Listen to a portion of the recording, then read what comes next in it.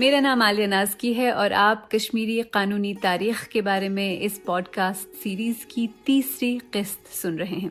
Doctor Fauzia loan کے articles پر مبنی اس pod cost کی پچھلی 2 قسطوں میں ہم نے 1846 کی امرتسر سیل ڈیڈ یا معاہدہ امرتسر کے بارے میں بات کی، کس طرح اس معاہدے کی وجہ سے کشمیر میں ڈوگرا سلطنت قائم ہوئی اور کشمیر ایک سیاسی طور پر مستحکم رجواڑہ بنا۔ اس قسط میں ہم اس معاہدے کو سمجھنے کی کوشش کریں گے جس کے تحت مہاراجہ ہری سنگھ کی قیادت میں اس رجواڑے کا الحاق انڈیا کے ساتھ ہوا، یعنی 1947 کا انسٹرومنٹ آف ایکسیشن یا معاہدہ الحاق۔ ہم اس پس منظر اور صورتحال کو سمجھنے کی کوشش کریں گے جس کے تحت اس پر دستخط کیے گئے اور ساتھ ہی فارن آفس لیگل ایڈوائزرز کے قانونی ماہرین کی نظر میں اس کی قانونی حیثیت پر بھی نظر ڈالیں گے۔ برطانوی ہندوستان کی تقسیم سے پہلے کشمیر برطانوی سرپرستی میں ایک خود مختار رجواڑہ تھا۔ اس وقت کے تمام رجواڑوں کو برطانوی ہندوستان کا حصہ تصور نہیں کیا جاتا تھا اور نہ ہی ان رجواڑوں کے شہریوں کو برطانوی عوام کا درجہ حاصل تھا۔ برطانوی پارلیمان کے پاس ان رجواڑوں کے لیے قانون سازی کا حق بھی نہیں تھا۔ ہاں، برطانوی حکام کے پاس دفاع اور خارجہ پالیسی سے متعلق اختیارات ضرور تھے۔ مجموعی طور پر کشمیر کو ایک بفر ریاست ہونے کی وجہ سے دوسرے رجواڑوں کے مقابلے میں زیادہ خود مختاری اور دیگر سیاسی مراعات حاصل تھیں۔ کشمیر کا اپنا آئین تھا، اپنے قوانین اور اس کے برطانیہ اور ہمسایہ ریاستوں کے ساتھ متعدد معاہدے بھی تھے۔ ہندوستان پر برطانوی راج کے آخری دنوں میں کشمیر کی خود مختاری کو واضح طور پر تسلیم کیا جا چکا تھا۔ ہندوستان میں برطانوی سامراج کے اختتام پر اٹھنے والا پہلا سوال یہ تھا کہ برطانوی سرپرستی ختم ہونے کے بعد رجواڑوں اور ان 2 نئے ممالک انڈیا اور پاکستان کے درمیان کس طرح کا رشتہ ہوگا۔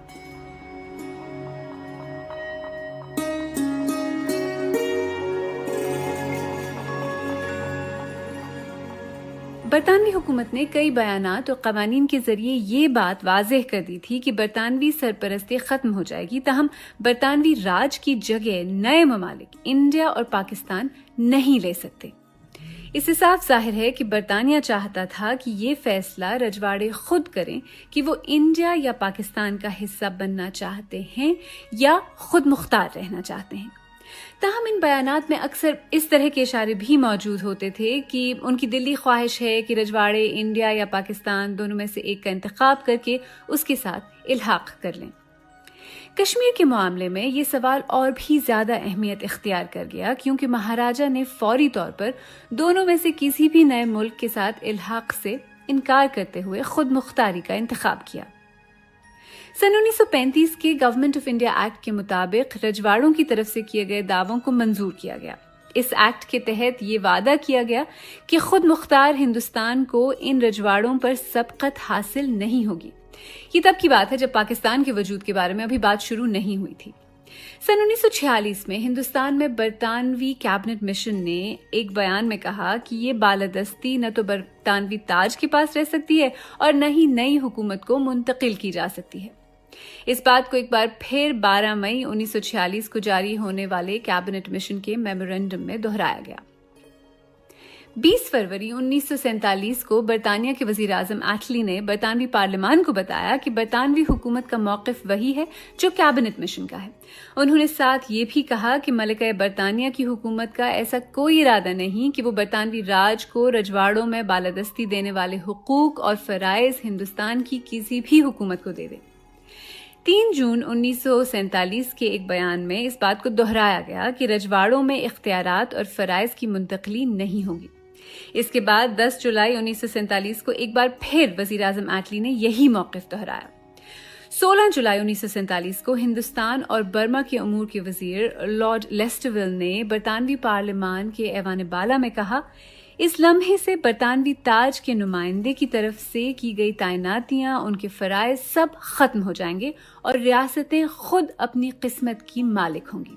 وہ خود اس بات کا انتخاب کریں گی کہ وہ انڈیا یا پاکستان کے ساتھ الحاق کرنا چاہتی ہیں یا پھر اکیلے کھڑے ہونا چاہتی ہیں۔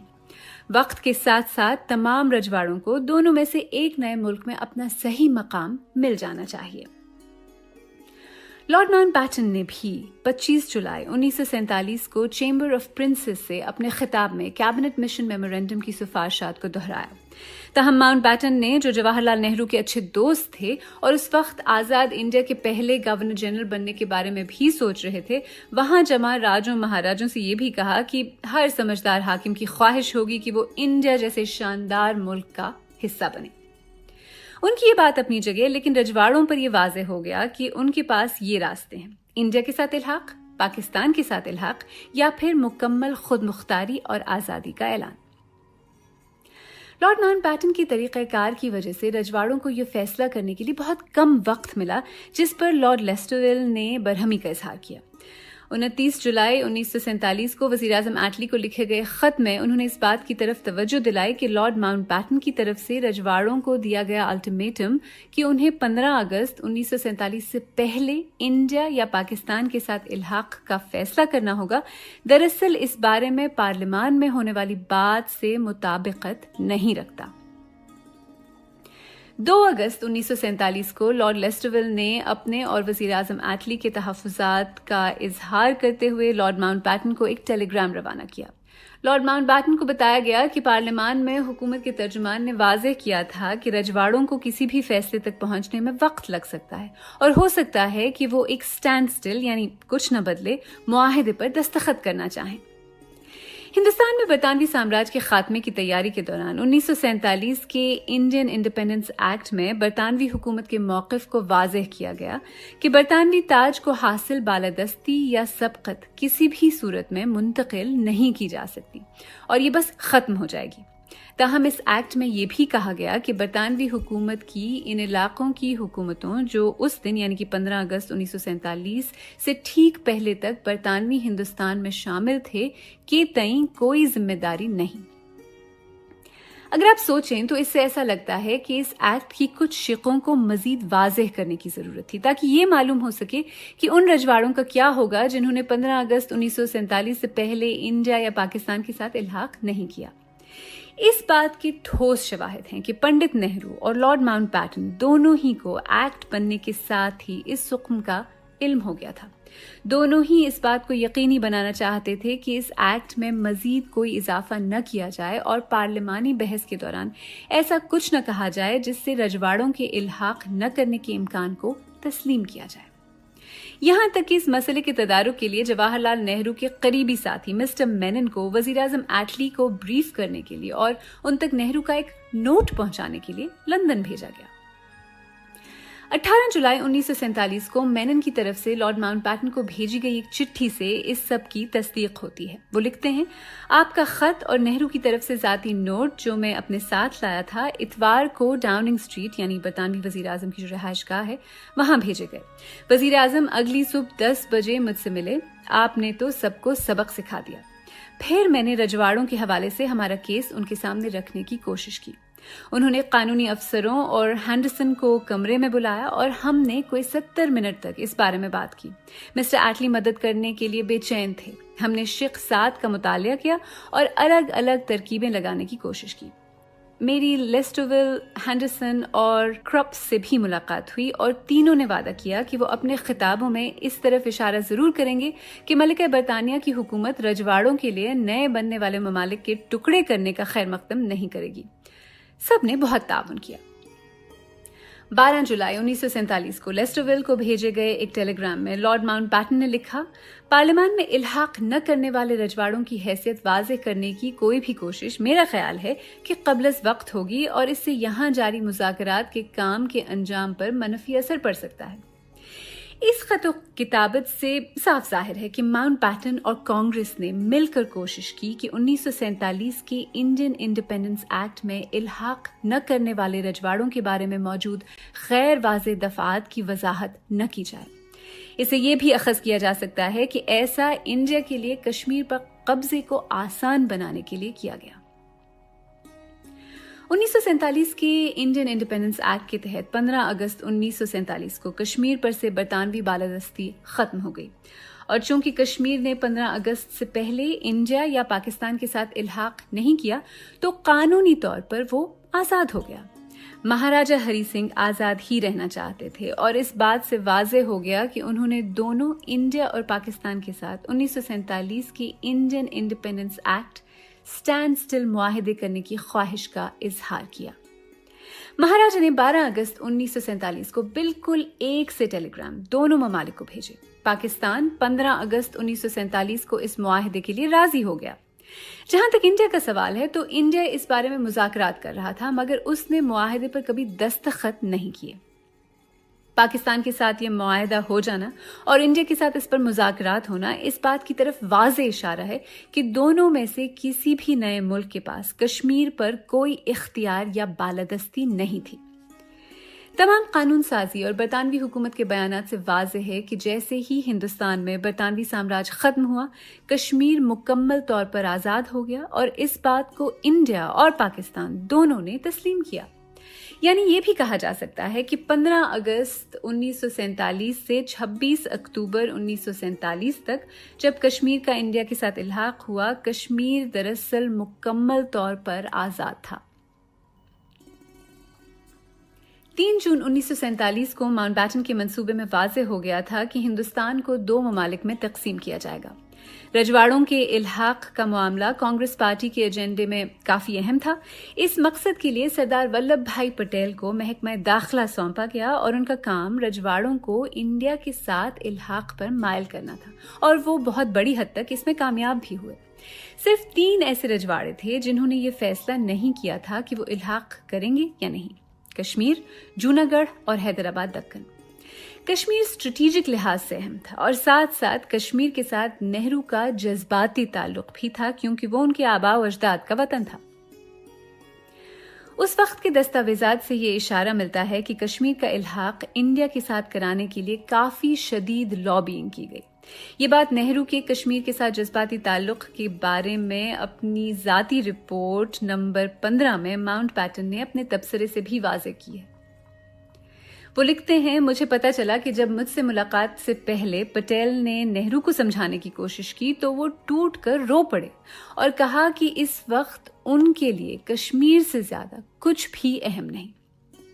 ये बात साफ है कि इस जज्बाती ताल्लुक और माउंटबैटन के साथ करीबी दोस्ती का डराने और मजबूर करने की उस मुहिम में अहम किरदार था, जिसके जरिए महाराजा हरी सिंह को इंडिया के साथ इल्हाक पर मजबूर किया गया।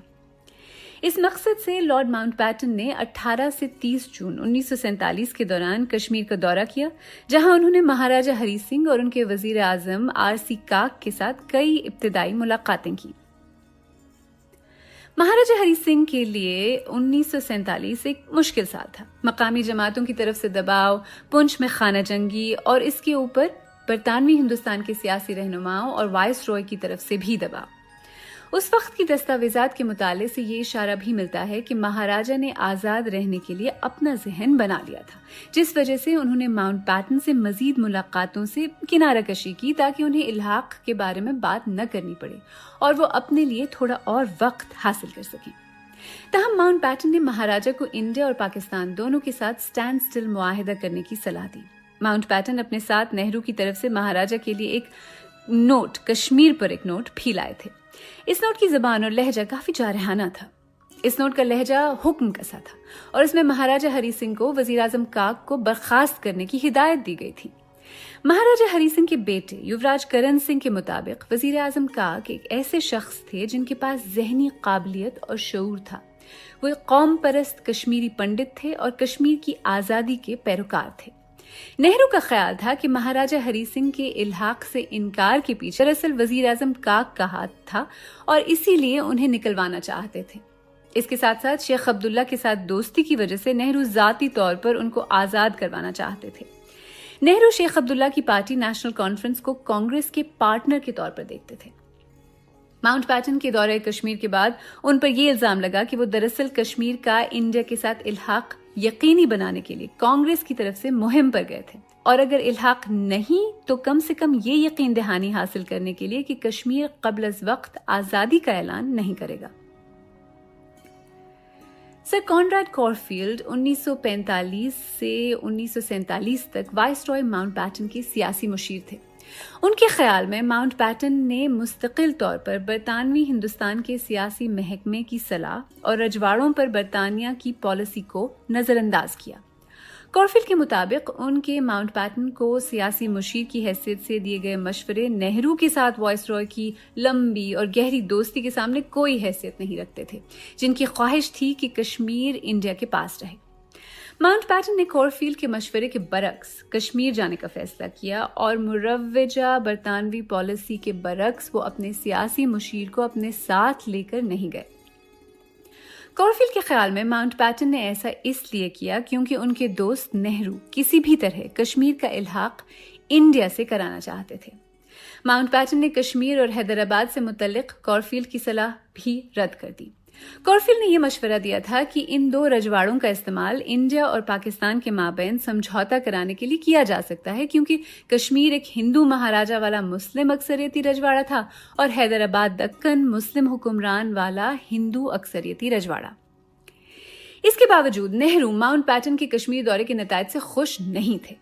ماؤنٹ بیٹن کو لکھے ایک خط میں انہوں نے لکھا، میری نظر میں آپ کا دورہ کشمیر کامیاب نہیں رہا، سب ویسا ہی ہے جیسا پہلے تھا، بلکہ آپ کے دورے کے نتائج سے مجھے کافی مایوسی ہوئی ہے، کشمیر میرے لیے بہت اہم بن گیا تھا۔ ماؤنٹ بیٹن کے ناکام دورے کے بعد ان کے chief of staff Lord Hastings Ismay کو کشمیر بھیجا گیا۔ مہاراجہ نے ان کے ساتھ بھی ویسا ہی سلوک کیا اور الحاق کے بارے میں کوئی سنجیدہ پیش رفت نہیں ہوئی۔ 2 اگست 1947 کی اپنی ذاتی رپورٹ میں ماؤنٹ بیٹن نے لکھا، نہرو خود کشمیر جانے کے لیے بے قرار ہے۔ ماؤنٹ بیٹن کا خیال تھا کہ نہرو اس دن کو بھلا نہیں پائے جب انہیں کشمیر میں گرفتار کیا گیا تھا۔ کیا آپ کو پتا تھا کہ نہرو کو کشمیر میں گرفتار کیا جا چکا تھا؟ اس واقعے اور کشمیر کے انڈیا کے ساتھ الحاق کی باقی کہانی اس سیریز کی اگلی قسط میں ضرور سنیے گا۔